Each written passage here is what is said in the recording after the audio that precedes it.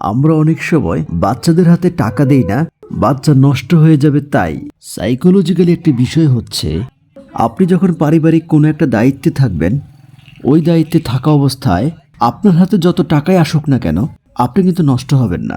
আর যখন কোনো দায়িত্ব থাকবে না, তখন আপনি যা টাকা পাবেন সেটা দিয়ে আপনি এমন কিছু করবেন যেটা আপনার প্রয়োজন নেই, আর যার কারণে আমাদের বাচ্চারা টাকা পেলে নষ্ট হয়ে যায়। সো আমরা বাচ্চাদের হাতে টাকা দেবো কি দেব না, এ একটা প্রশ্ন থেকেই যায়।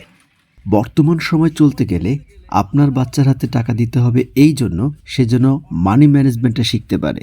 বাচ্চারা যখন মানি ম্যানেজমেন্ট ছোটবেলা থেকেই শেখা শুরু করবে, একটা পর্যায়ে যখন সে অর্থ আর্ন করা শুরু করবে, তখন সে বুঝতে শিখবে অর্থটা কিভাবে আমার ম্যানেজমেন্ট করতে হবে।